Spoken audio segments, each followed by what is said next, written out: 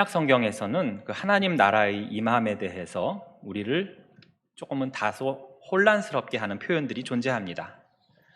주기도문에 보면 나라가 임하시오며라고 하고, 또 복음서 어느 곳에서는 하나님의 나라가 너희에게 가까이 왔다라고 하고, 현대를 사는 우리들도 이런 기도나 찬송을 하죠. 주의 나라 임하소서. 하나님의 나라가 아직 도래하지 않은 것처럼 말합니다. 그러나 성경은 이렇게도 말씀하십니다. 하나님의 나라가 너희에게 이미 임하였느니라. 또는 하나님의 나라는 너희 안에 있느니라. 하나님의 나라가 너희 것이다. 등 이미 하나님의 나라가 도래했다고도 합니다. 이렇듯 신약 성경에서는 하나님 나라의 임함이라는 그 주제와 관련해서 세 가지의 역설을 말하고 있습니다. 첫째는 하나님의 나라는 예수 그리스도 안에서 임했지만 또 여전히 미래에 계속해서 임하며 장차 최종적인 완성을 이루는 나라라는 것입니다. 두 번째로 그 나라는 가까이 왔으면서도 또한 아직 멀리 떨어져 있는 나라이기도 하고, 마지막으로 예수를 따르는 자들도 하나님 나라가 임할 시기를 전혀 모르지만 그 나라가 임할 징조들은 확실히 존재함을 믿는 그러한 나라입니다. 이 나라는 우리 눈에 보이는 오늘날의 국가적 개념의 나라는 아닙니다. 이 나라는 세상의 나라처럼 권력이 있는 사람, 가진 사람들만 득세하는 그런 나라가 아닙니다. 이 나라는 차별과 불의가 완벽하게 존재하지 않는 나라입니다. 하나님의 은혜가 선포되고 실현되는 나라, 특히 가난하고 눈멀고 포로되고 억눌린 자들에게 은혜가 임하는 그러한 나라입니다. 세상의 나라는 이러한 자들을 억압하고 무시하지만 하나님의 나라는 오히려 이러한 자들에게 더욱 큰 은혜가 임하는 나라죠. 그렇기에 예수 그리스도를 믿음으로 하나님의 은혜를 경험을 했다면 이미 그에게는 하나님의 나라가 임한 것이고, 앞으로 예수 그리스도를 영접해야 할 많은 영혼들 또는 불의와 죄악이 가득한 이 세상을 바라볼 때는 그들에게도 장차 하나님의 나라가 반드시 임해야 하는 것입니다.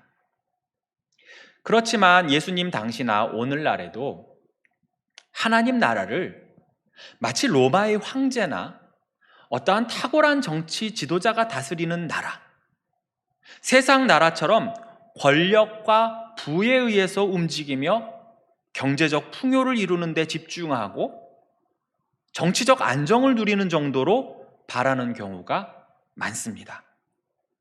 그러나 예수님은 분명히 누가복음 17장 20절에서 하나님 나라는 그렇게 볼 수 있게 임하는 것이 아니다라고 하셨지요. 이처럼 하나님의 나라는 세상이 지향하는 목표나 어떠한 획일적인 주제, 이론에 얽매일 수 없기에 예수님은 복음서에서 다양한 비유를 통해 하나님 나라에 대한 본질에 대해서 말씀하신 바 있습니다. 오늘 본문의 비유도 그 중에 하나이지요. 자, 오늘 우리가 읽은 본문 앞에는 아주 충격적인 사건이 일어난 바 있습니다. 바로 삭개오가 예수님을 만나서 구원을 받은 것입니다. 이 사건은 당시 사람들에게 굉장히 큰 충격이었어요.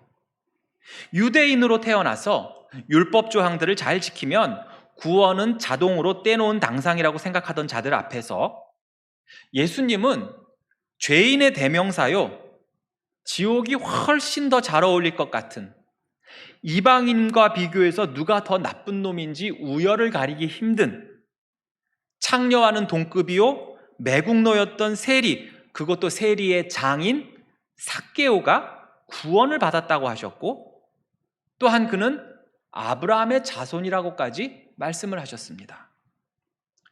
사람들은 웅성거렸지요.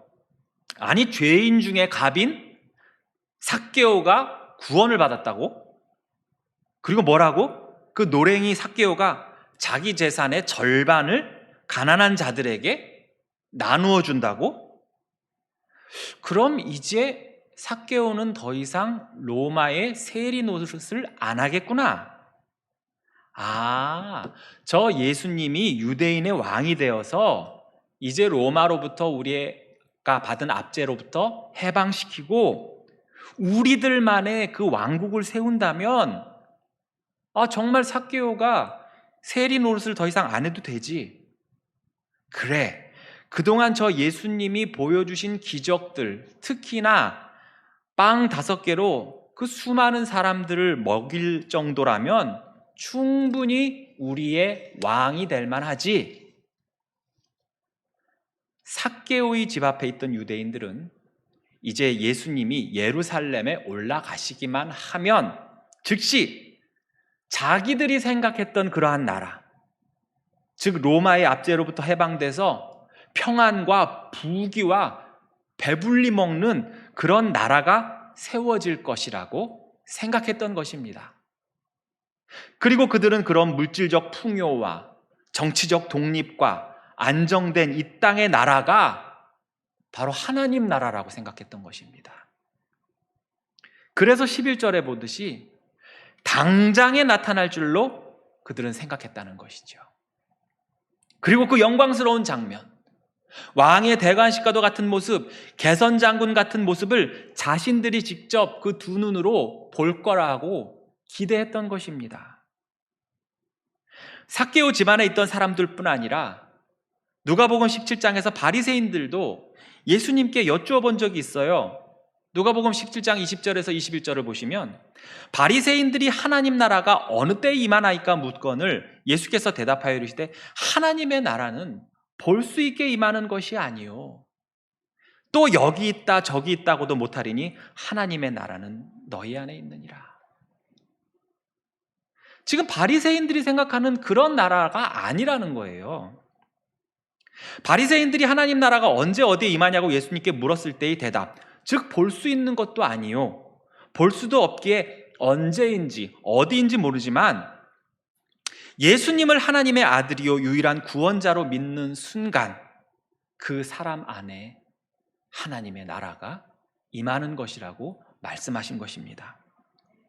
이처럼 예수님이 이 땅에 오심으로 그를 믿는 모든 자에게 하나님의 나라가 임했지만 또한 예수님의 죽으심과 부활하심을 통해 이루어질 구원 사역과 재림을 통해 이루어질 완전한 하나님 나라의 실현 때까지는 분명 시간이 필요합니다. 무리와 제자들의 바램처럼 당장 무슨 세상을 뒤집어 엎어 권력을 쟁취하는 그런 차원이 아니기에 그것은 어쩌면 긴 기다림일 수가 있고 그 기다림 속에는 변하지 않는 신실함과 진실함 그리고 그 약속에 대한 확신이 성도에게는 있어야 하는 것입니다. 우리도 그렇지 않습니까? 예수님이 죽으시고 부활하시고 승천하신 지 2000년이 흘렀어요.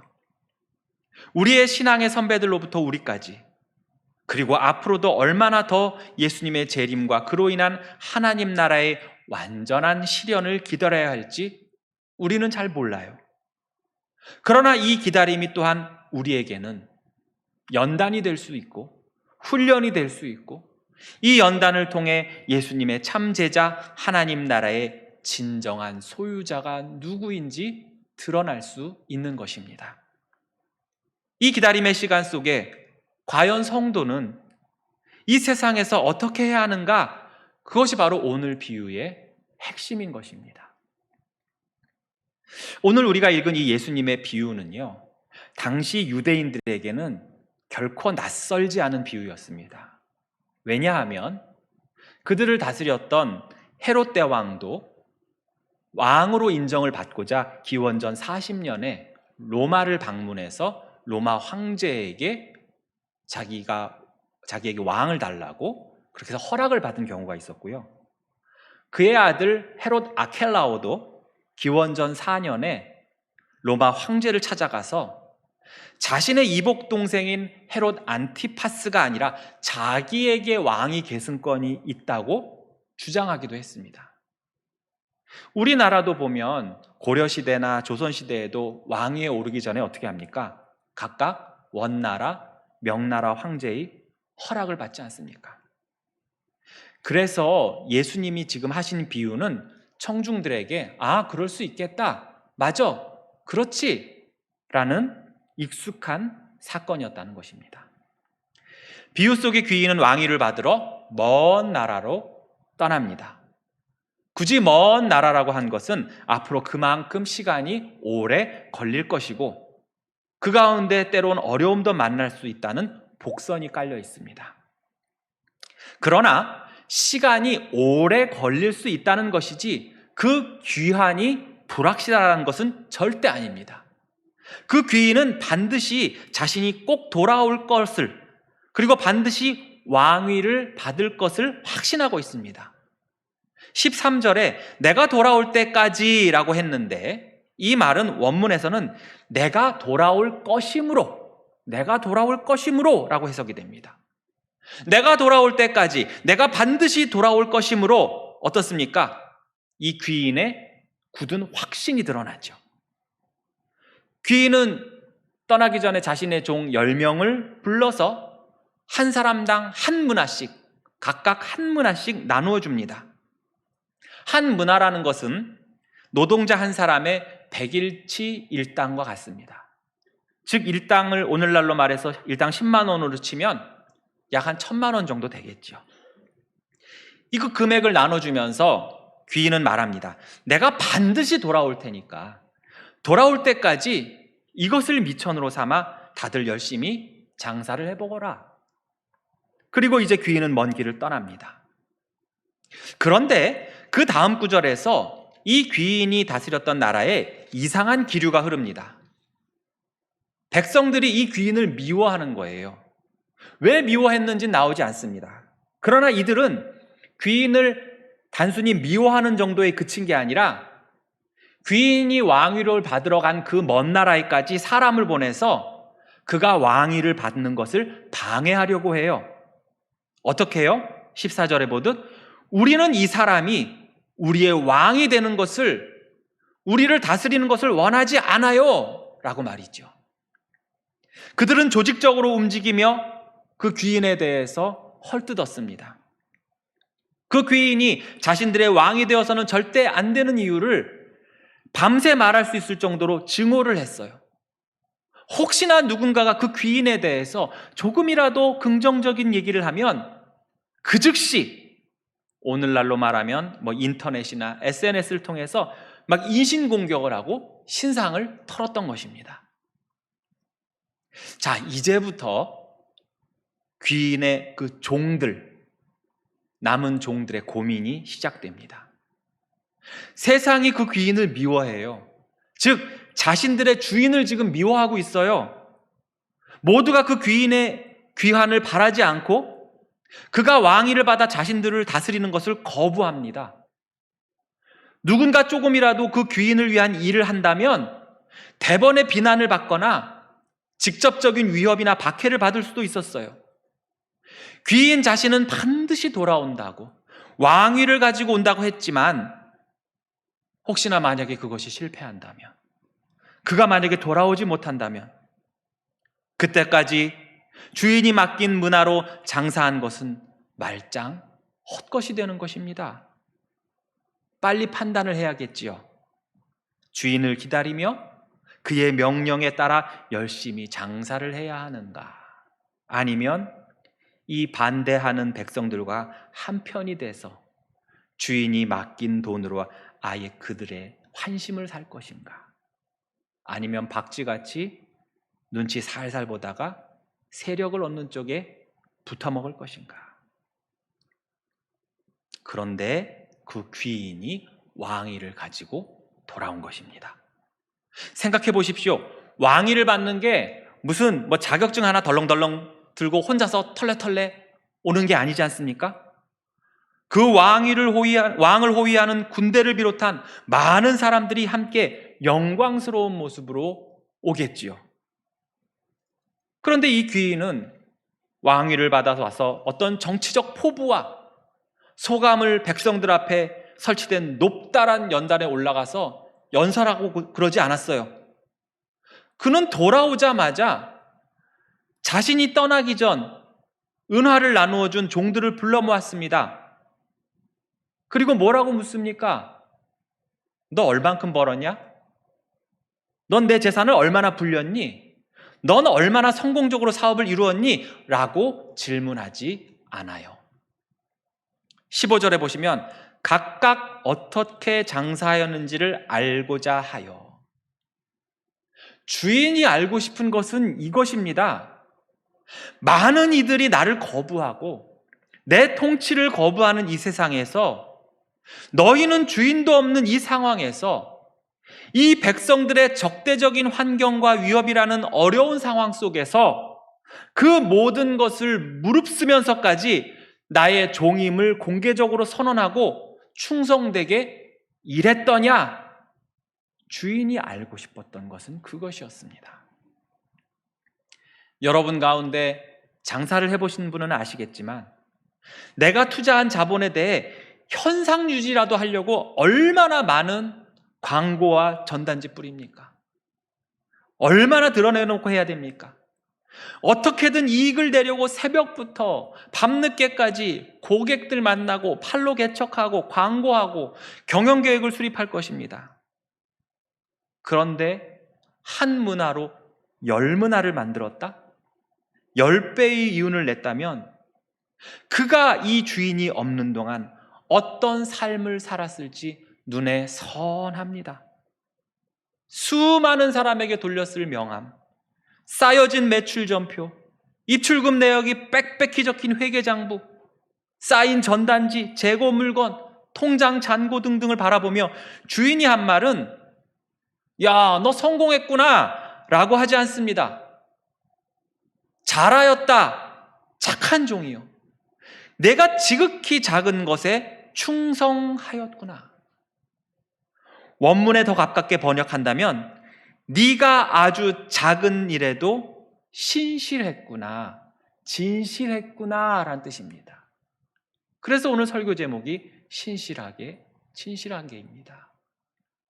주인은 그가 얼마를 남겼는지 그 결과가 아니라 그 결과에 이르기까지 그가 보인 신실함과 진실함에 대해서 칭찬을 하고 있던 것입니다. 두 번째 종도 마찬가지예요. 만약에 모든 백성들이 이 주인에 대해서 호의적이고 긍정적인 태도를 가지고 있다면 이 종들이 드러내놓고 이 주인을 위해 열심히 장사하는 것이 뭐가 그리 어렵겠습니까? 그래? 아, 네 주인의 회사란 거지? 가게라는 거지? 매장이라는 거지? 아유, 그럼 우리가 더 팔아줘야지 하겠지만 실제는 그렇지가 않잖아요.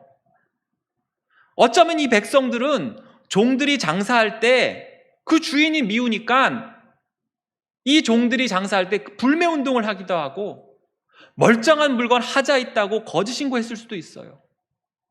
분명히 백성들은 그 귀인을, 그들의 주인을 미워했으니까요.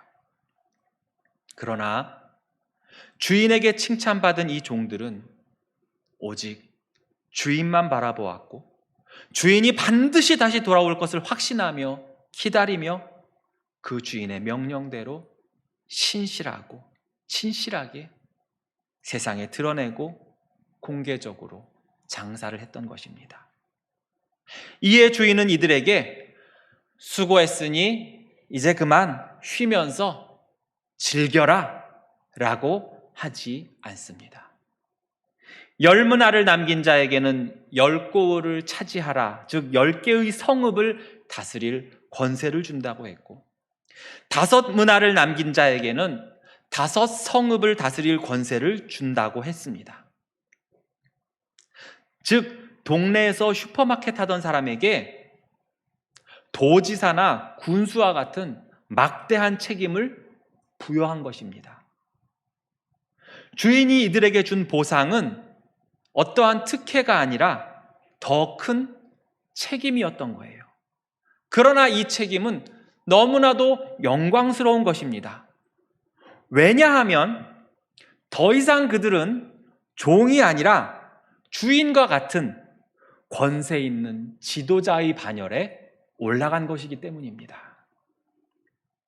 자, 이제 문제의 종이 나타납니다.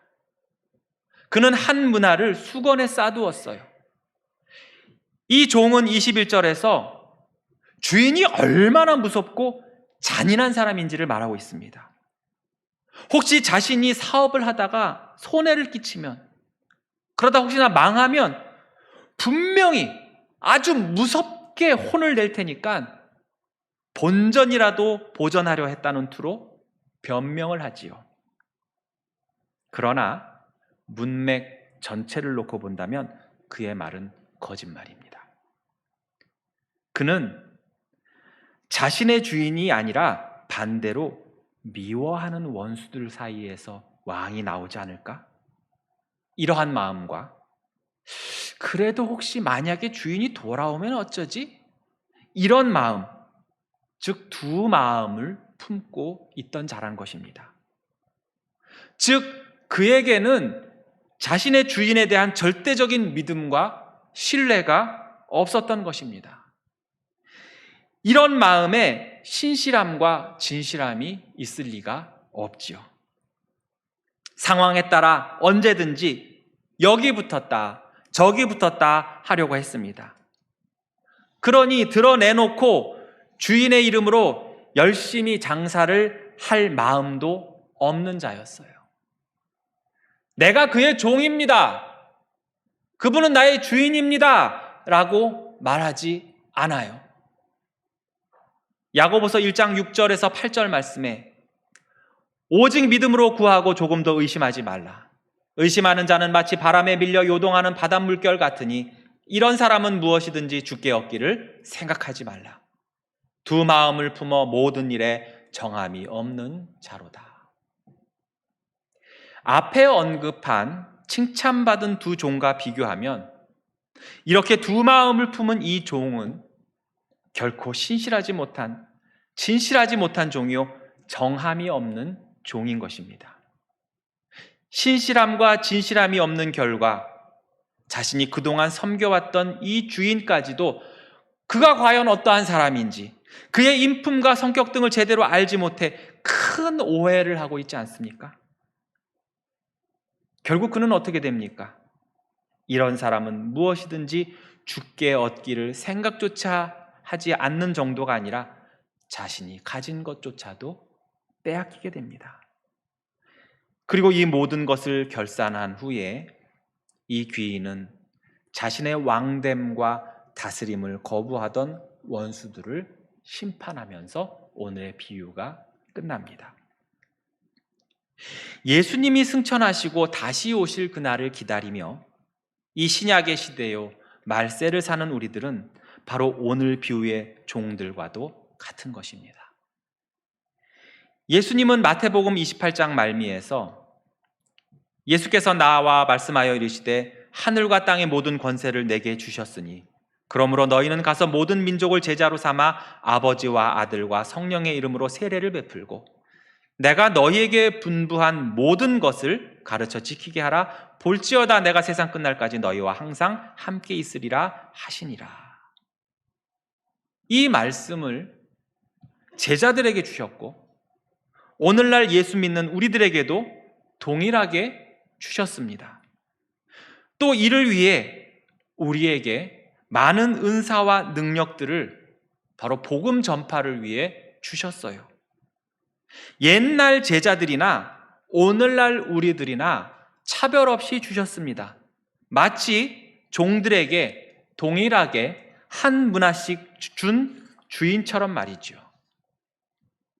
그리고 뭐라고 하셨습니까? 반드시 다시 오리라 말씀을 하셨어요. 그리고 승천하셨습니다. 그리고 나서 시간이 참 많이 흘렀습니다. 예수님이 언제 다시 오실지 아무도 모르는 가운데 세상은 갈수록 악해져 갑니다. 예수 그리스도의 다스림, 그분이 모든 만물의 왕 되심을 세상은 철저히 부정합니다. 그분을 증오합니다. 더 나아가 그분의 존재에 대해서도 부정하고 하나님까지도 없다고 합니다. 어느 특정 분야가 아니라 과학계, 문학계, 예술계, 정치계, 방송, 문화, 이제는 우리 자녀들의 교육과정과 우리의 가정 깊숙한 곳까지 모든 분야에 예수 그리스도와 복음에 대해 철저히 배격하고 있는 이 시대에 우리는 살고 있는 것입니다.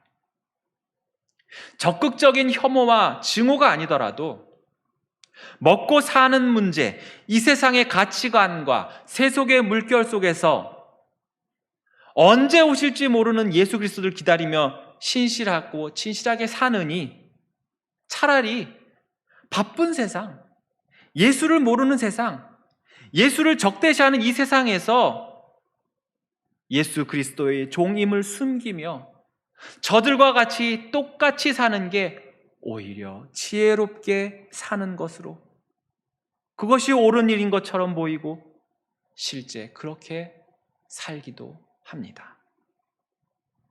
그러나 예수님은 반드시 다시 오십니다. 그리고 예수 그리스도를 적대시하고 교회와 성도를 핍박한 원수들을 반드시 심판하실 것입니다. 그러나 그 전에 예수님은 우리에게 물으실 것입니다. 너희 인생에서, 이 세상에서 얼마나 성공했으며 얼마나 높은 위치에 있으며 풍요를 누리며 살았느냐, 이렇게 질문하시지 않습니다. 내가 내게 준 복음과 능력과 은사를 가지고 신실하게, 진실하게, 충성되게 나를 위하여 살았느냐, 내 말에 순종하며 살았느냐, 세상과 원수들을 두려워하지 않고 예수 그리스도가 진정한 주인이란 것을 확신하며 나의 종이란 것을 온 천하에 드러내며 그렇게 신실하게, 진실하게, 담대하게 살았느냐라고 물으실 것입니다. 영국의 한 언론인이 테레사 수녀에게 물었습니다. 당신은 인도 캘커타 거리에서 죽어가는 모든 이들의 필요를 채워줄 수 없다는 것을 당신 자신도 알지 않습니까? 그런데 어떻게 그들을 돕는 일을 계속할 수 있습니까? 그러자 테레사 수녀는 이렇게 대답을 했습니다. 나는 주님께 성공하라는 명령을 받은 적이 없습니다. 내가 받은 명령은 오직 신실하라는 것 뿐이었습니다. 주님 다시 오실 때 우리가 들어야 할 칭찬, 착하고 충성된 종, 곧 신실하게, 진실하게 맡겨주신 사명을 다한 예수 그리스도의 종, 바로 그 종임을 당당히 드러내며 예수를 위해, 복음을 위해 살았다는 그러한 칭찬을 저와 모든 성도님들 듣는 그 예수님께서 너무나 기뻐하시며 정말 잘했다, 정말 착하고 충성된 종이구나, 이러한 칭찬을 받으시기를 간절히 소망합니다. 기도드리겠습니다.